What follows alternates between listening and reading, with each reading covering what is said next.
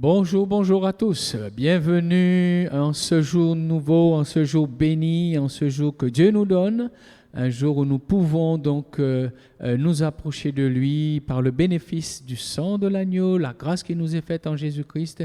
Et en ce jour, comme nous le faisons régulièrement sur ce site, nous voulons prendre un temps pour chanter des chants de louange et d'adoration afin que nos cœurs soient disposés ce matin dans la présence de Dieu à recevoir sa parole, mais aussi que nous puissions donner à Dieu toute l'honneur, toute la louange et toute la gloire qui lui est due parce que nous savons qu'il en est digne. Alors soyons bénis, soyez bénis, soyons bénis dans ce temps de louange et d'adoration au nom de Jésus. Alléluia.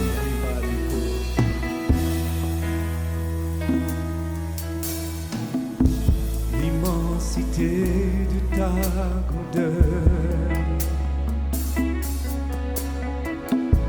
me montre que je ne suis rien, mais quand tu façonnais la terre, j'étais déjà près de ton cœur.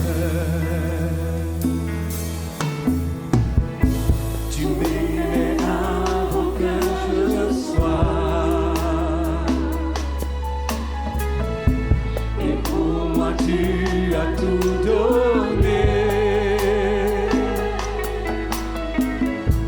toi seul pouvais me libérer.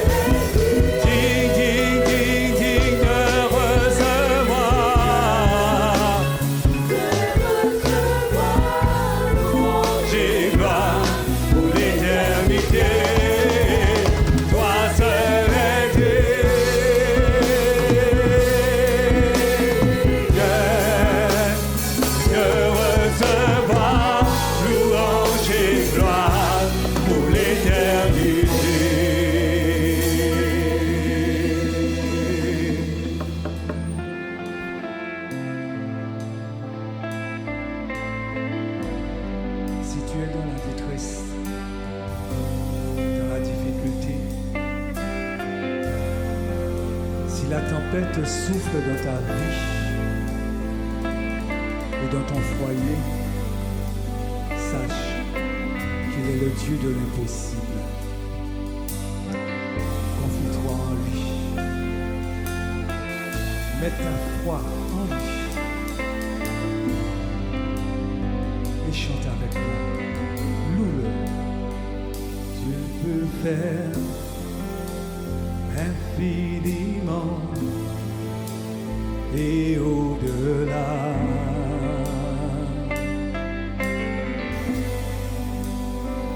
Plus que tout ce que nous demandons, imaginons.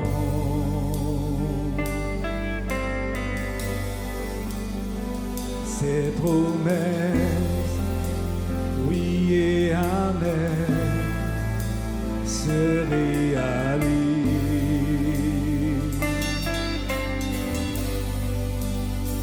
Sa parole, toujours sûre et certaine, s'accomplira.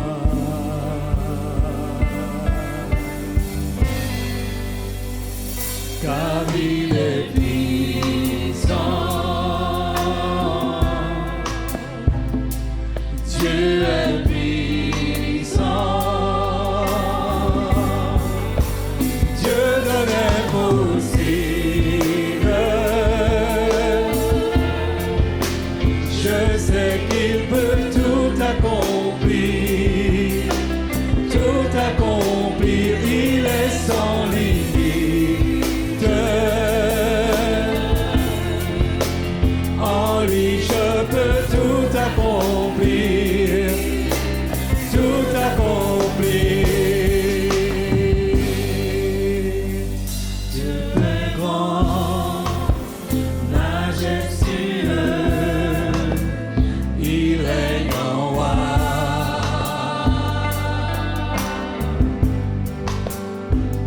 Il ordonne, calme les tempêtes, il a tout pouvoir.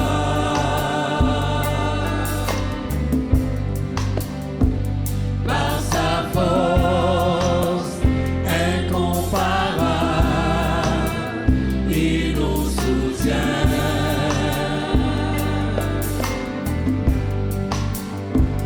À savoir, tout ce qui était mort revient à la vie.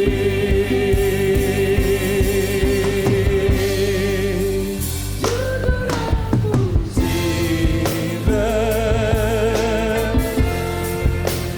je sais qu'il peut tout accomplir. Oui, oui, tout accomplir. Il est sans limite.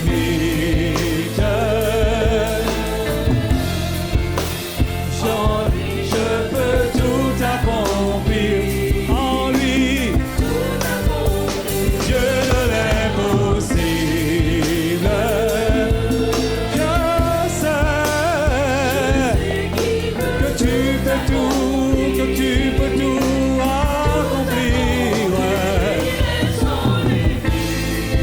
Tu es sans limite. En lui je peux tout accomplir.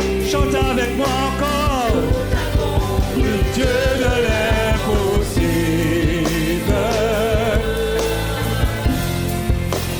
Je sais qu'il peut tout accomplir, tout accomplir. Il est sans limite.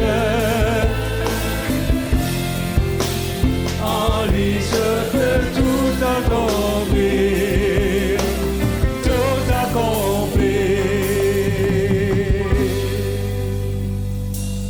À lui soit tout honneur, puissance et force, louange et gloire à jamais.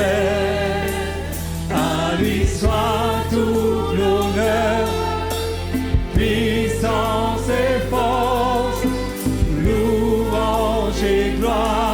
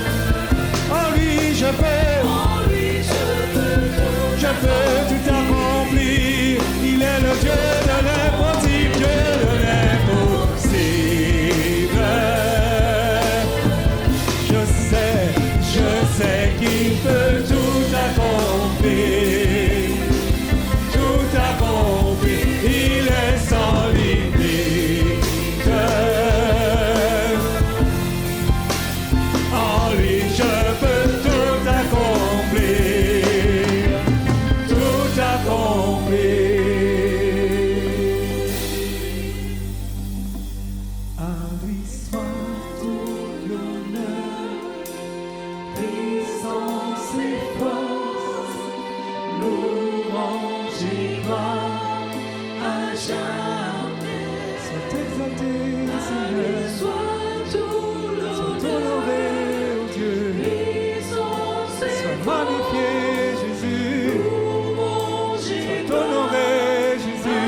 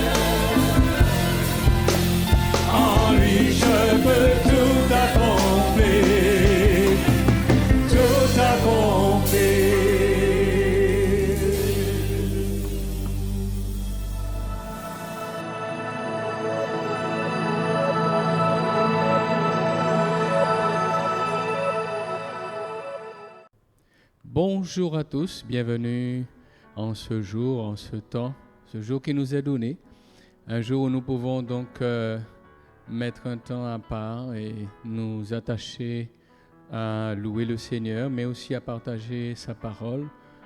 Et ce matin, donc, nous allons donc nous attacher à considérer un sujet, à considérer donc que Dieu œuvre à partir d'une vision. C'est sa manière donc de faire les choses, et dans la lecture de la parole de Dieu, nous sommes invités à considérer ces choses pour que nous-mêmes, nous puissions donc nous accorder avec la vision de Dieu sur les choses, nous accorder avec sa manière de voir et de penser et de prévoir les choses, en sorte que nous puissions donc atteindre le but, atteindre les objectifs, mais aussi le but qu'il a fixé, qu'il s'est fixé, mais aussi qu'il a fixé à tous ceux qui acceptent de le suivre. Tout au long de notre marche avec le Seigneur, eh bien, nous avons besoin de vérifier si nous sommes toujours dans cette vision de départ qu'il a donc mis dans notre cœur, qu'il nous a révélé au travers de la prédication et de la lecture de sa parole. Et nous devons aussi veiller nous-mêmes, lorsque nous agissons, que nous puissions le faire d'après une vision fondée sur des objectifs clairement définis. J'aimerais pour cela prendre l'exemple simplement du cycliste qui fait des efforts et qui doit régulièrement lever la tête pour savoir donc s'il est sur la bonne route et dans la bonne direction, et qu'il est toujours en accord avec les objectifs donc qui sont à atteindre. S'il garde la tête dans le guidon, il va s'égarer tôt ou tard. Et avec cet exemple, nous réalisons bien que si nous sommes toujours au fourneau, toujours en train de nous donner, de nous investir à 100%, eh bien, si nous le faisons sans cesse, eh bien, nous risquons de passer aussi à côté. C'est pourquoi, de temps à autre, il est bon de lever la tête, de considérer, de regarder, même je dirais très régulièrement, si nous sommes dans la bonne vision. Cette vision de Dieu donc intègre effectivement donc des objectifs à atteindre, et ces objectifs donc sont décrits dans la parole du Seigneur. J'aimerais lire avec vous dans Genèse au chapitre 1er, le verset 26, lorsque donc Dieu créa toutes choses et il créa aussi l'homme, puisqu'il est dit dans ce verset, puis Dieu dit, faisons l'homme à notre image, selon notre ressemblance, et qu'il domine sur les poissons de la mer, sur les oiseaux du ciel, sur le bétail, sur toute la terre et sur tous les reptiles qui rampent sur la terre. Dieu créa l'homme à son image et il le créa à l'image de Dieu. Il créa l'homme et la femme. Amen. Dieu, dans ce texte, nous dit qu'il s'est fixé donc un objectif. Il a fixé un objectif à l'homme, c'est afin qu'il domine. C'est afin qu'il domine donc sur les choses qui donc l'environnaient. Donc l'objectif est clair, il n'y avait pas donc d'ambiguïté à ce niveau-là. L'objectif de Dieu était vraiment clair. Malheureusement, nous le savons en lisant la parole de Dieu et en faisant le constat autour de nous, le péché a fait perdre à l'homme quelque peu ses objectifs. Et il est important de réaliser qu'aujourd'hui, malheureusement, eh bien, l'homme est devenu dominé puisqu'il est esclave de ce qui a triomphé de lui. Le péché a triomphé de lui, il en est devenu esclave. Le diable a eu un accès dans sa vie, eh bien, il est donc quelque peu, il subit les actions de l'ennemi de son âme, puisque au lieu de suivre ce que Dieu lui avait demandé, eh bien, il a suivi la voie du péché. Pourtant, on voit dans toutes les actions que mènent les hommes, il a en lui ce désir, cette volonté de dominer. Il a en lui cet élan pour pouvoir dominer sur toutes choses et gérer les choses. Mais nous réalisons très clairement que la nature elle-même lui échappe à son contrôle, et ce qui sans cesse remet en question ses œuvres. Il ne domine pas sur toute chose et chaque chose qu'il fait donc est remise en question. Aujourd'hui, on parle de dérèglement climatique. Tout est fragilisé, tout est en train de bouger dans tous les sens. Plus rien n'est stable et les choses sont quelque peu bousculées. Et les œuvres accomplies, réalisées par les hommes, sont quelque peu bousculées, ébranlées donc par cette nature. Je crois que ce sont des signes, ce sont des éléments qui montrent à l'homme qu'il devrait revenir à la vision de Dieu, et qu'il devrait revenir donc aux objectifs que Dieu a fixés, à la manière que Dieu a prévu pour lui donc de les atteindre.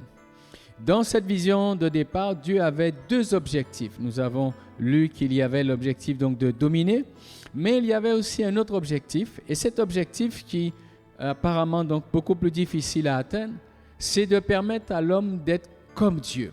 Il a dit, il a créé à son image, à sa ressemblance, mais l'homme n'était pas, en étant créé, devenu parfait, accompli.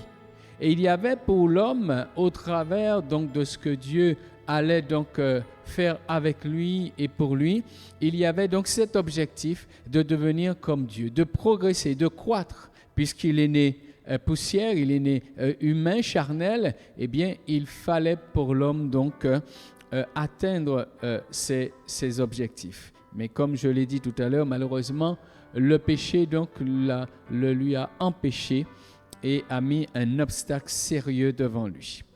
Notons qu'il faut, pour entrer donc en collaboration, être un associé, un ambassadeur de quelqu'un, il faut entrer dans la pensée de cette personne.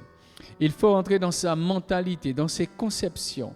Et ce n'est qu'ainsi qu'on devient vraiment un collaborateur, on devient un associé, on devient un ambassadeur. On devient quelqu'un qui représente au mieux donc cette personne et ses intérêts. Et pour être une créature parfaite et accomplie, eh bien, il faut être non seulement créé à l'image de Dieu, mais il faut être aussi soumis à sa parole. Il faut être aussi soumis à sa parole. Pour cela, une fois créé, Dieu va demander donc à l'homme, et particulièrement donc à Adam et à Ève, donc de manifester leur état de cœur, de manifester leur fidélité par l'obéissance. Et c'est pourquoi le Seigneur donc leur demandera donc de ne point toucher donc aux fruits de cet arbre qui était là dans le jardin, afin de considérer donc leur état de cœur et leur fidélité à Dieu. Bien sûr, nous le savons par la lecture de la parole que l'homme a échoué dans cette partie des objectifs et qu'il n'a pas donc accompli pleinement ce que Dieu attendait de lui. Donc, cette vision pour sa vie donc n'a pas pu donc s'accomplir pleinement. Dieu a toujours mis, tout au long de l'histoire et lorsque nous parcourons les Écritures, nous réalisons que Dieu a toujours mis dans le cœur de ceux qu'il a appelés une vision et des objectifs donc à atteindre. Donc c'est vraiment de cette manière qu'il fonctionne afin d'aider l'homme quand il commence à marcher avec Dieu, afin de l'aider à savoir qu'il y a des choses précises, qu'il y a vraiment un chemin qui est à suivre avec des objectifs donc à atteindre, et ce qui devrait être un sujet de motivation donc pour ceux qui sont appelés. Considérons un petit peu plus loin dans les Écritures, dans Exode chapitre 3. Exode chapitre 3. Dieu va donc s'adresser à Moïse. Je ne vous donnerai pas tous les détails, vous pourrez donc lire donc, tout ce passage concernant donc, la naissance de Moïse et le fait qu'il se soit retrouvé dans le désert et qu'il se soit retrouvé à paître le troupeau de Jéthro, donc son beau-père.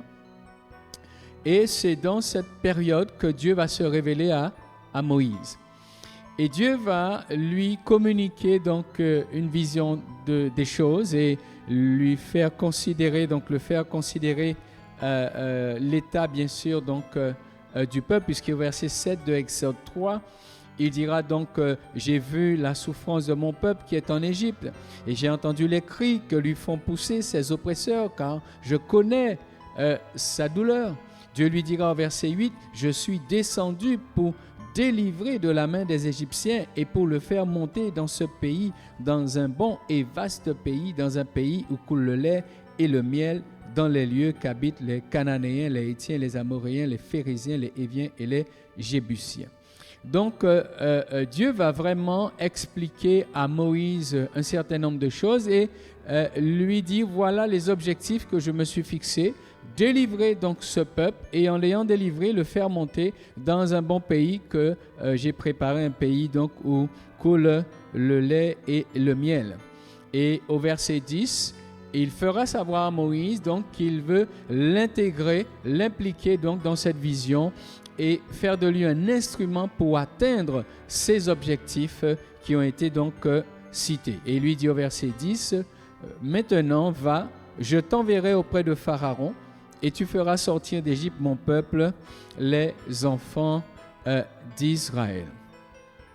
Moïse donc va donc s'appliquer à cela. Il va donc entrer dans cette vision et il va intégrer les objectifs à atteindre. Et il va faire de cela sa mission. Il finira donc par s'en imprégner pleinement. Il comprendra le cœur de Dieu, il comprendra la pensée de Dieu, il comprendra les objectifs de Dieu. Et à partir de ce moment, Moïse va commencer donc à œuvrer, non pas seulement parce que Dieu lui a dit de le faire, mais parce que lui-même, il a intégré cette vision. Et cela lui a vraiment permis de faire face aux situations qu'il a rencontrées tout au long de cette mission, parce que lorsqu'on intègre la vision de Dieu ou la vision d'une personne, ce n'est jamais sans difficulté.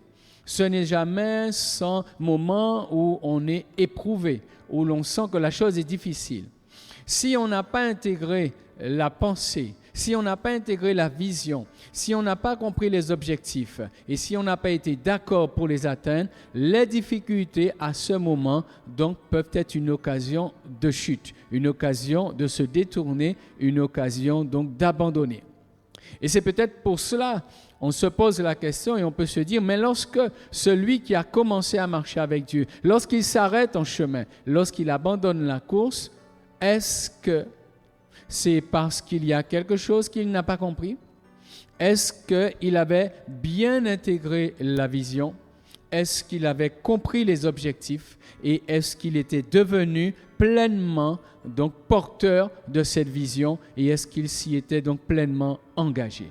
Ou est-ce que, comme peut-être le reste du peuple d'Israël, simplement donc il voulait suivre un chemin, mais lui-même, ses idées n'étaient pas du tout en accord avec les idées de Dieu. Il voulait donc faire des expériences avec ce Dieu qui les avait délivrés d'Égypte, mais ils n'ont jamais intégré cette vision et ces objectifs. Donc la Bible nous dit qu'ils ont, pour cette génération en tout cas, tous péri dans le désert, ils n'y sont pas arrivés. Cela doit nous servir vraiment d'exemple, cela doit nous servir à réfléchir et à nous dire que finalement, ceux qui intègrent pleinement la vision de Dieu, ce sont ceux qui sont en mesure d'y arriver et d'atteindre les objectifs fixés par Dieu. Mais il y avait donc un second objectif dans cette vision, et qui malheureusement donc le peuple est passé donc pleinement à côté. Il nous est dit au verset 18 de Exode 3, il nous est dit « Ils écouteront ta voix et tu iras, toi et les anciens d'Israël, auprès du roi d'Égypte, et vous lui direz, l'Éternel, le Dieu des Hébreux, nous est apparu. Permets-nous de faire 3 journées de marche dans le désert pour offrir des sacrifices à l'Éternel, notre Dieu. Amen. » Ici, il est question d'offrir des sacrifices. Quitter donc le pays d'Égypte, sortir de là où ils sont, afin de devenir des sacrificateurs, afin de devenir ceux qui vont donc apporter à Dieu, qui vont offrir à Dieu, qui vont présenter à Dieu des sacrifices. Jusque-là, ils n'étaient pas utilisés dans ce sens-là. Jusque-là, leur vie servait à autre chose. Et ça nous rappelle nous-mêmes. Avant que nous venions au Seigneur, notre vie était utilisée. Nous appliquions notre vie à un certain nombre de choses et notre vie était utilisée même parfois par d'autres pour un certain nombre d'actions. Mais nous n'étions pas donc conscients de ces réalités. Le peuple d'Israël donc a bénéficié de la délivrance, du secours et de l'intervention de Dieu. Mais cette seconde partie de la vision, cet objectif à atteindre, ils ne l'ont pas intégré. Il serait dommage pour nous d'avoir connaissance de ces faits et de ne pas donc en tirer enseignement. Il fallait pour eux, pour être ces sacrificateurs, pour offrir ces sacrifices, il fallait donc pour eux établir une véritable relation. Et pour cela, il leur fallait donc entrer dans la présence de Dieu, être en mesure d'entrer dans cette présence. Et d'ailleurs, ça a été donc le but de Dieu, leur donner accès à cette présence, leur apprendre donc qui il était, donc ils devaient apprendre à le connaître afin de pouvoir lui offrir le meilleur d'eux-mêmes. Ça parlait vraiment au-delà d'atteindre un pays où coule le lait et le miel. Au-delà d'être dans un lieu où on se sent bien et où on a tous nos besoins pourvus. Au-delà d'être dans le jardin d'Éden où il y a tout autour et il y a tout sous la main et tous les animaux sont soumis. Au-delà de cela, pour ce peuple et pour l'homme d'une manière générale, il y a un objectif glorieux. Un objectif parmi les objectifs fixés par Dieu, celui donc d'établir une véritable relation avec le Créateur, d'avoir un accès à sa présence et d'apprendre donc à le connaître. Notons donc que sans la totalité des objectifs, la vision ne peut pas être complète. Donc ce qui fait que la vision, donc, soit elle risque de s'évanouir, ou soit ceux qui devaient donc entrer dans cette vision, eh bien, ils seront donc perdus. Ils perdront le bénéfice donc de cette vision. Bien souvent, bien-aimés, lorsque nous lisons les différents moments où Dieu s'est révélé et a fixé donc des objectifs, bien souvent, on se rend compte que le second objectif est quelque peu négligé et quelque peu donc mal compris, mais pourtant le second objectif est vraiment le plus important. Cet objectif qui va consister donc à emmener la relation à s'établir d'une manière profonde et solide. Et en ayant cette relation profonde et solide, eh bien c'est ce qui donnera un sens et de la durée à tous les autres objectifs donc de cette vision. Je prendrai l'exemple du mariage. Dans le cadre du mariage, il y a des objectifs divers, tels construire une maison, avoir des enfants, voyager, sortir ensemble, se faire du bien, faire des choses, voilà, avoir des différents projets. Mais s'il n'y a pas dans le cadre de cette vision du mariage l'observation d'un minimum de règles, cela ne va pas durer.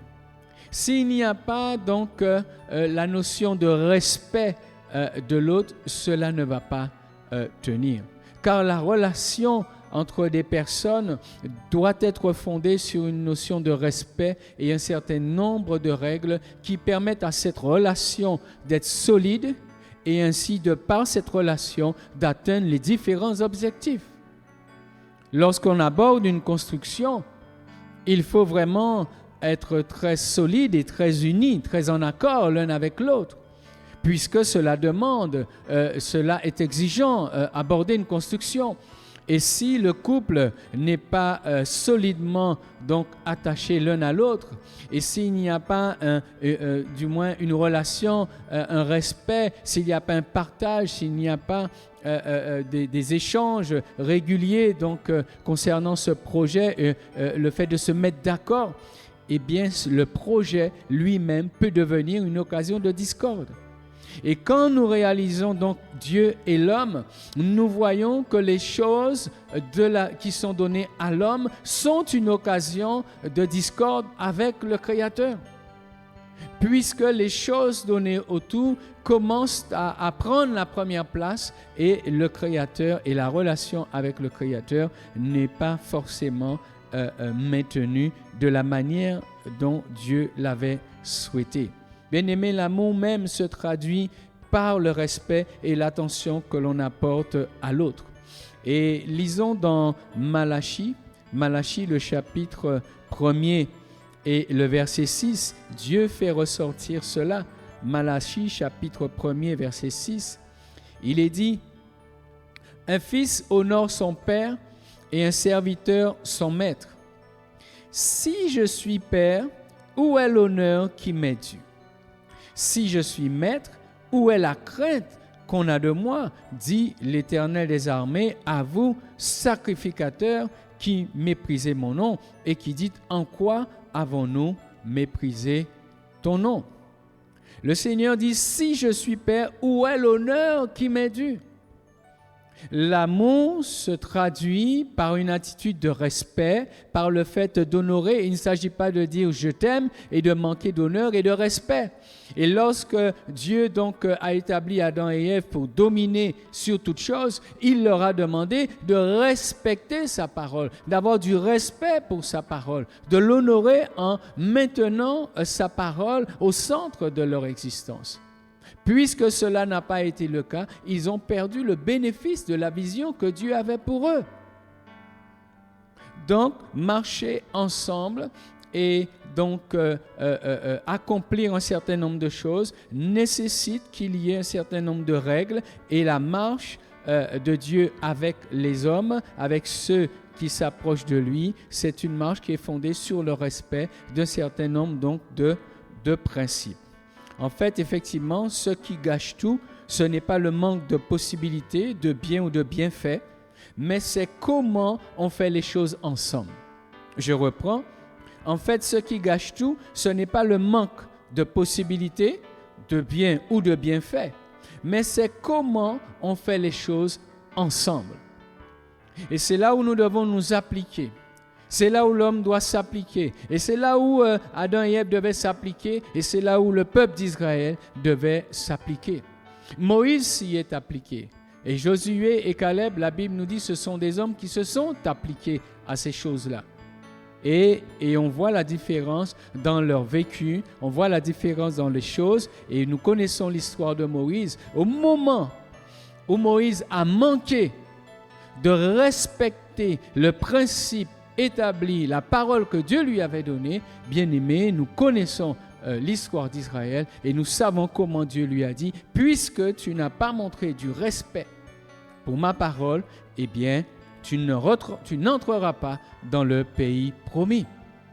Donc, ce que nous partageons aujourd'hui, ce sont des choses importantes. Parce que nous souhaitons tous, vous et moi, nous souhaitons tous atteindre le but. Nous souhaitons tous atteindre les objectifs. Nous souhaitons tous bénéficier pleinement de la vision que Dieu a pour nous. Et nous savons qu'elle est glorieuse. Nous savons qu'elle a une part terrestre, mais nous savons aussi qu'elle a une part éternelle. Mais la part éternelle est liée à la manière que je marche avec Dieu dans la part terrestre. Je reprends, ce qui gâche tout, ce n'est pas le manque de possibilités que nous avons. Ce n'est pas le manque de bien ou de bienfaits, mais c'est comment on fait les choses ensemble et comment on fait les choses avec Dieu. Lorsque nous considérons donc le Nouveau Testament, nous réalisons que pour l'Église aussi, donc pleinement, Dieu a fixé, a établi une vision et il a fixé des objectifs donc à atteindre. Voyons cela lorsque nous lisons par exemple dans le livre de Matthieu au chapitre 28. Au chapitre 28 et dans les versets bien connus, les versets 19 et 20, il est dit, nous pouvons lire dès le verset 18, Jésus s'étant approché leur parla ainsi. Donc il va s'adresser aux 11, nous le considérons verset 16, les 11 allèrent en Galilée sur la montagne que Jésus leur avait désignée. Et Jésus s'étant approché leur parla ainsi. Et il va donc leur communiquer donc la vision, les éléments et les objectifs à atteindre. Jésus s'étant approché leur parla ainsi. Tout pouvoir m'a été donné dans le ciel et sur la terre. Allez, faites de toutes les nations des disciples, les baptisant au nom du Père, du Fils et du Saint-Esprit. Et enseignez-leur à observer tout ce que je vous ai prescrit. Et voici, je suis avec vous tous les jours jusqu'à la fin du monde. Il va leur communiquer donc cette vision des choses, de ce monde, et il va donc les envoyer avec donc des objectifs clairs, des objectifs précis. Le premier objectif, bien sûr, que nous pouvons considérer, c'est le fait d'aller. Le fait d'aller et le fait donc de faire des nations donc des disciples. Il va s'agir ainsi de ramener le plus grand nombre d'hommes, donc créatures de Dieu, dans la bonne vision, dans la bonne course. Conduire l'autre, à relever la tête pour voir qu'il n'est pas dans la bonne course. Il s'agira pour les disciples et pour tous les croyants d'aller vers les autres, d'aller vers l'autre, d'aller vers ce monde, ces hommes et ces femmes de ces nations, et leur dire attention, vous êtes des créatures de Dieu, et voilà-t-il pas que vous n'êtes pas dans la bonne course. Vous n'êtes pas en train de courir pour atteindre les bons objectifs, vous ne courez pas de la bonne manière, vous n'êtes pas sur le bon chemin. Évangéliser, aller faire de toutes les nations des disciples, c'est les emmener à relever leur tête dans ce qu'ils sont en train de vivre, dans ce qu'ils sont en train de souffrir, dans leurs différentes situations de vie, qu'ils soient dans la peine ou dans la joie. C'est aller et leur permettre de relever leur tête et leur dire, regardez, il y a là un chemin qui est tracé. Il y a là une vision qui a été donnée par le Créateur et il vous invite à revenir de là où vous êtes pour aller et intégrer cette vision. C'est un appel que Dieu invite ses disciples et tous les croyants à lancer à ce monde. Il y a un chant que nous chantons, « Entendez tous l'appel ». Nous sommes là pour lancer cet appel au cœur des hommes et leur dire, voilà le Dieu créateur qui vous aime. Et ce matin, peut-être si quelqu'un qui ne connaît pas le Seigneur, donc écoute ces quelques paroles, vous devez réaliser que le Seigneur vous appelle. Vous appelle de par ce que vous vivez, que votre vie soit bien posée ou qu'elle soit dans de grandes difficultés. Ce qui est important, c'est de considérer le chemin sur lequel la course que vous menez et les objectifs que vous êtes en train de suivre ne sont pas ceux de Dieu et qu'il y a là une vision et il y a des objectifs que Dieu a fixés pour vous aussi. Les disciples de l'époque, donc, avaient dû comprendre ces choses pour eux-mêmes. La Bible nous dit que Pierre et les autres étaient des marins-pêcheurs et c'était des hommes qui avaient leur vision de la vie et ils s'y appliquaient. Ils avaient des objectifs chaque jour. C'était d'aller pêcher, de ramener du poisson pour nourrir leur famille. Matthieu, donc Lévi, c'était un homme qui était dans une activité professionnelle et il s'était fixé ses objectifs dans la vie. Et les autres, tout à chacun, le Seigneur donc les a amenés, ramenés et leur a montré le bon chemin. Donc, il leur dit, maintenant que vous avez compris quel est le bon chemin, alors allez aussi. Donc, le premier objectif de Dieu dans cette vision, c'est que, bien sûr, le fait d'appeler les hommes à venir et revenir donc dans la bonne vision, dans la bonne course. de cesser de lutter et d'accomplir autant d'efforts pour en finalité donc se perdre. Notons que dans ce monde, l'homme va vers le néant, vers l'échec assuré. Et quels que soient les efforts pour pédaler dans la vie, les moyens mis en œuvre et quel que soit le taux de réussite que chacun pourrait donc proclamer dans les étapes de sa vie, eh bien, il n'est pas, et ce monde n'est pas dans la bonne course, et ce monde n'a pas la bonne vision. Quel que soit ce que l'homme pourrait gagner dans cette vie, il n'est pas dans la bonne course. Dans ce monde, dans la course de ce monde, même s'il a l'impression de gagner un certain nombre de choses, il n'est pas dans la bonne course. C'est pourquoi donc nous devons témoigner tout autour de nous et être de ceux, bien sûr, qui soyons nous-mêmes donc les témoins vivants. Le deuxième objectif qui est fixé, c'est au verset 20, donc « Enseignez-leur à observer tout ce que je vous ai prescrit ». Une fois que venu sur le bon chemin et avoir intégré à nouveau la bonne vision, il faut donc maintenant s'appliquer. Il faut avoir les éléments pour maintenant atteindre les objectifs. Ce qui a fait échouer Adam et Ève, c'est le non-respect de la parole de Dieu, des règles établies.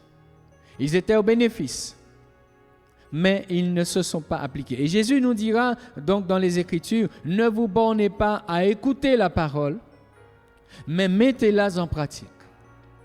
Ne vous bornez pas à écouter la parole, mais mettez-la donc en pratique. Adam et Ève ont beaucoup travaillé dans le jardin, ils ont fait les choses comme Dieu leur avait dit. Et on va dire que Ève a trouvé aussi donc son vis-à-vis dans cette affaire. Ils se sont trouvés, ils ont été complémentaires l'un pour l'autre. Mais malheureusement, la parole elle-même n'a pas trouvé de place dans leur cœur. Ils n'ont pas fait de Dieu leur essentiel. Alors c'est très, très, très, très important donc pour nous aujourd'hui de comprendre ces choses si simples, mais de comprendre qu'elles sont essentielles dans le cadre de la vision que Dieu a donnée à l'Église. Et c'est pourquoi la question de l'enseignement, la question de choses à observer, ce sont des choses essentielles. C'est pourquoi je voudrais aller avec vous dans un autre passage, c'est dans Éphésiens chapitre 4. Éphésiens chapitre 4, et nous lirons à partir du verset 10. Une fois devenu chrétien, si comme Adam et Ève, je ne suis pas dans une application à observer la parole, à la mettre en œuvre, je risque de me trouver aussi comme eux, dans une position où je passerai à côté du plein accomplissement de la vision de Dieu pour moi. Il est dit au verset 10. Celui qui est descendu, c'est le même qui est monté au-dessus de tous les cieux, afin de remplir toutes choses. Il a donné les uns comme apôtres, les autres comme prophètes, les autres comme évangélistes, les autres comme pasteurs et docteurs, pour le perfectionnement des saints en vue de l'œuvre du ministère et de l'édification du corps de Christ, jusqu'à ce que nous soyons tous parvenus à l'unité de la foi et de la connaissance du Fils de Dieu, à l'état d'homme fait, à la mesure de la stature parfaite de Christ. Verset 14. Ainsi, nous ne serons plus des enfants flottants et emportés à tout vent de doctrine par la tromperie des hommes, par leur ruse dans les moyens de séduction. Mais en professant la vérité dans l'amour, nous croîtrons à tous égards en celui qui est le chef, Christ. Amen. J'arrête là la lecture.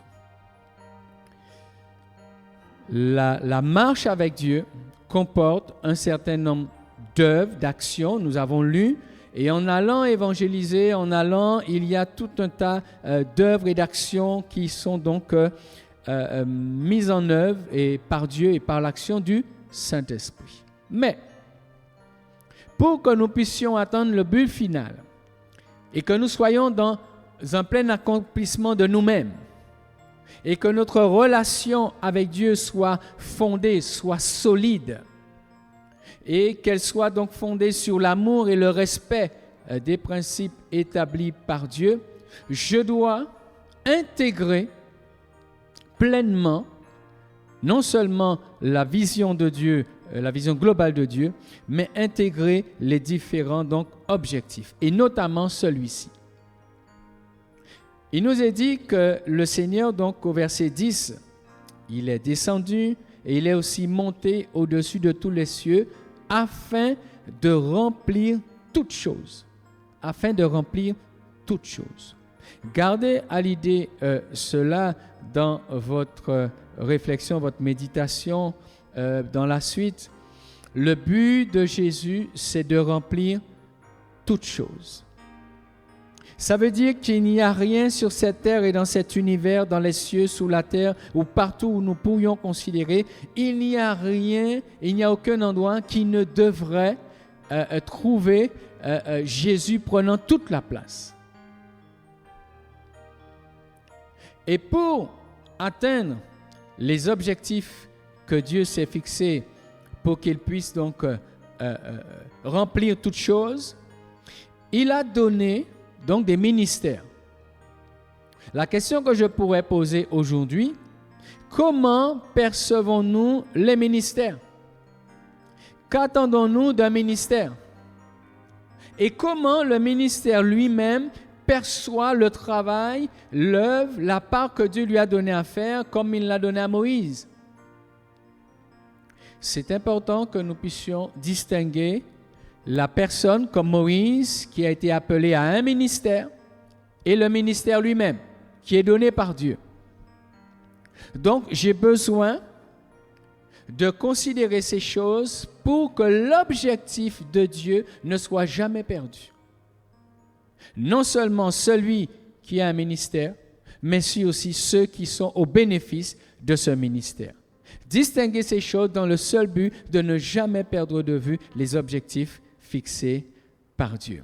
Donc, il y a des apôtres, il y a des prophètes, il y a des évangélistes, il y a des pasteurs, il y a des docteurs.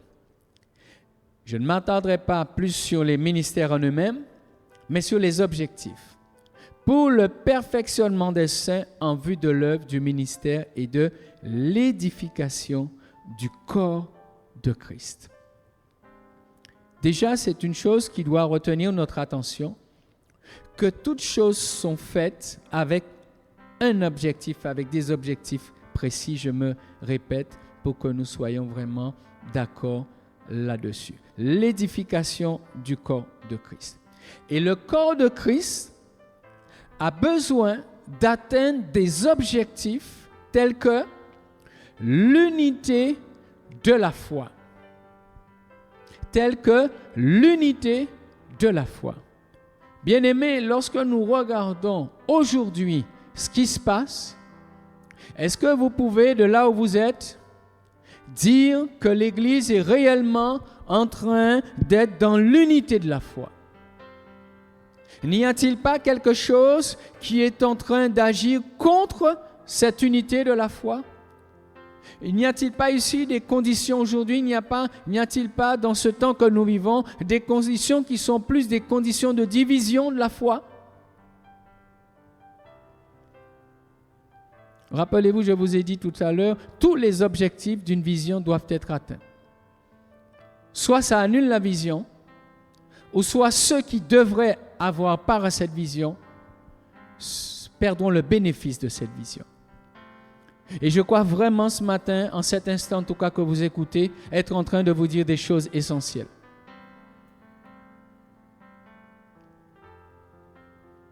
Je crois vraiment être en train d'être en train de vous interpeller sur des choses essentielles. Au vu de ce que nous réalisons autour de nous, aujourd'hui et maintenant, alors que nous pensons tous que le Seigneur revient bientôt, quel que soit le temps que ça prendrait, cet objectif, on dirait, est en grande difficulté. Mais je crois que si les croyants reviennent simplement à la parole de Dieu,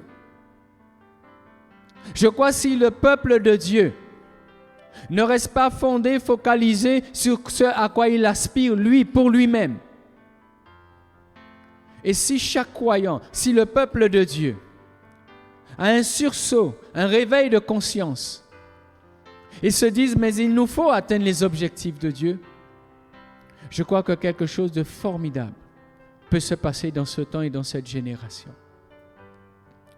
Je crois que s'il y a une prise de conscience des objectifs fixés par Dieu, de grandes choses peuvent se passer pour l'Église de Jésus-Christ. Et du fait que l'Église de Jésus-Christ sera donc bénie de cette bénédiction spirituelle, je crois que le monde en profitera pleinement. Et l'on peut dire que l'évangélisation pourra rentrer dans tout son potentiel et dans toute sa dimension, dans sa pleine dimension. Mais si le peuple de Dieu n'est pas dans l'unité de la foi, comment pourrons-nous ramener des hommes à des femmes? Mais où allons-nous les ramener? Et dans quoi allons-nous les ramener? Dans quelle vision allons-nous les ramener? S'ils sont dans la mauvaise course et nous leur disons venez et allons dans la bonne course.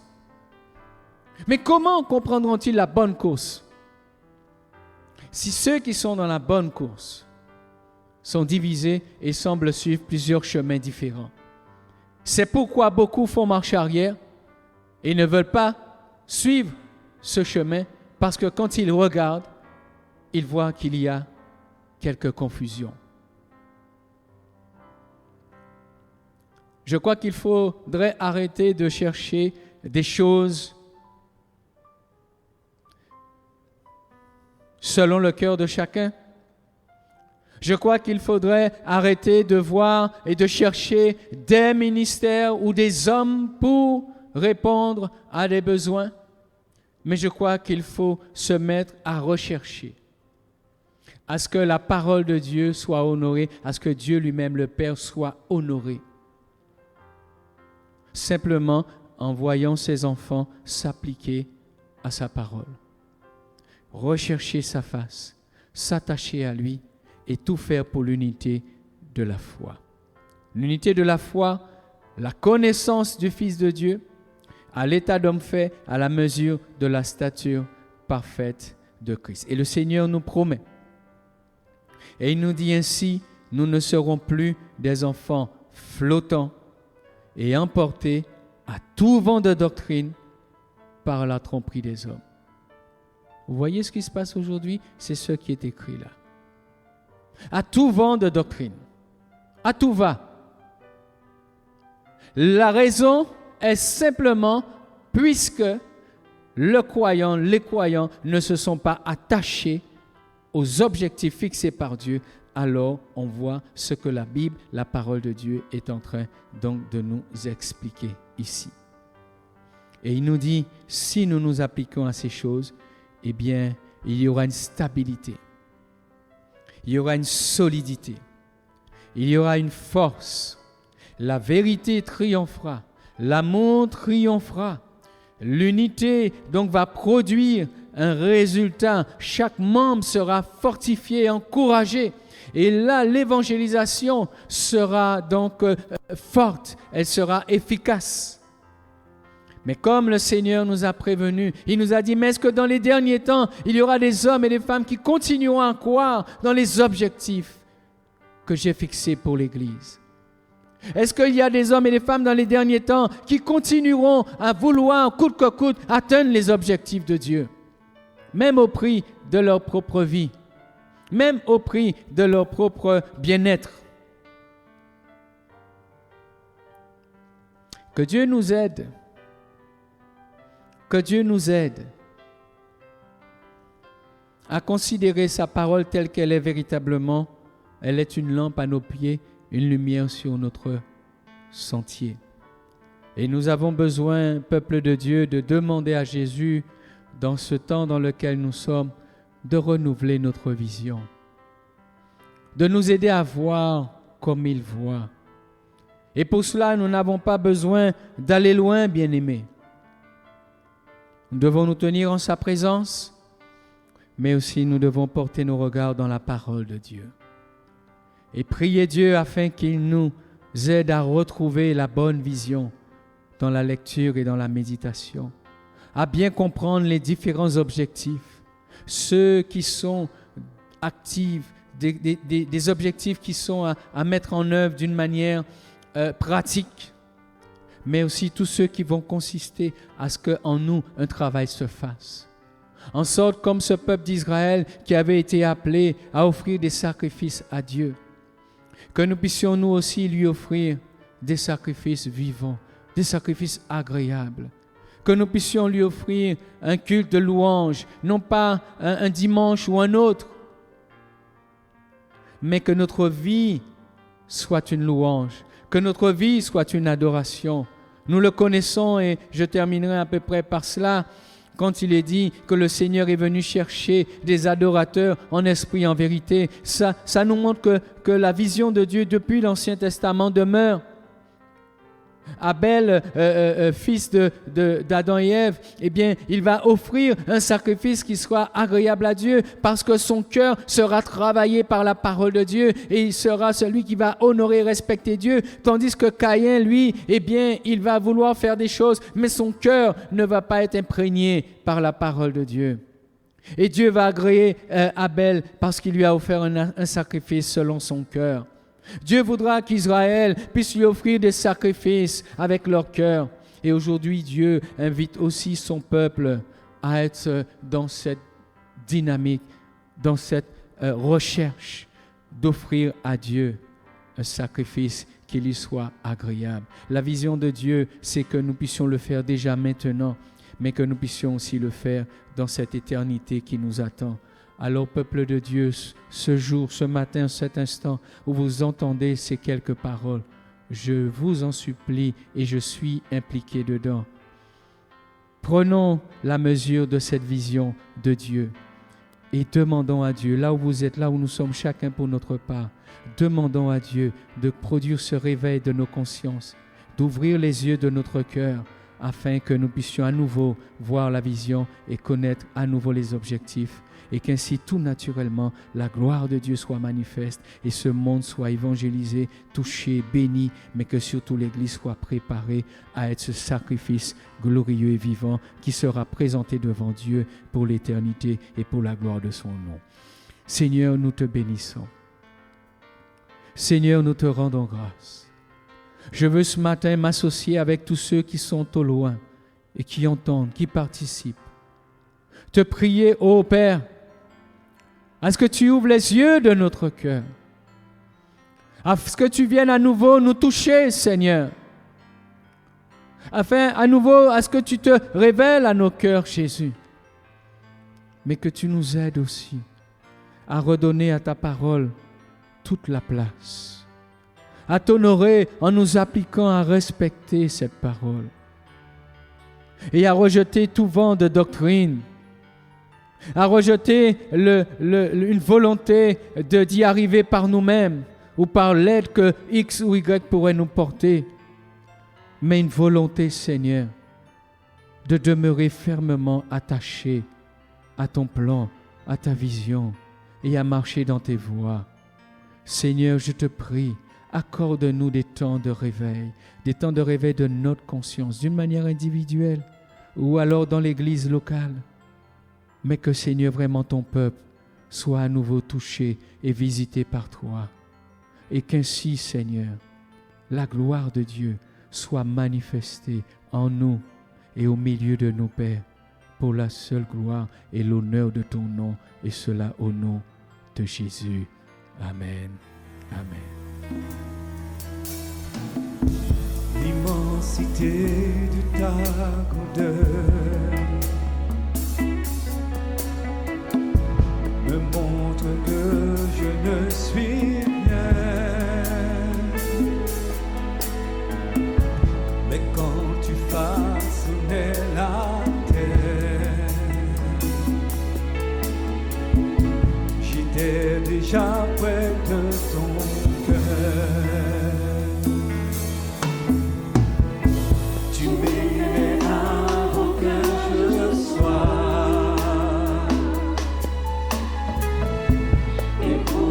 Tu as tout donné.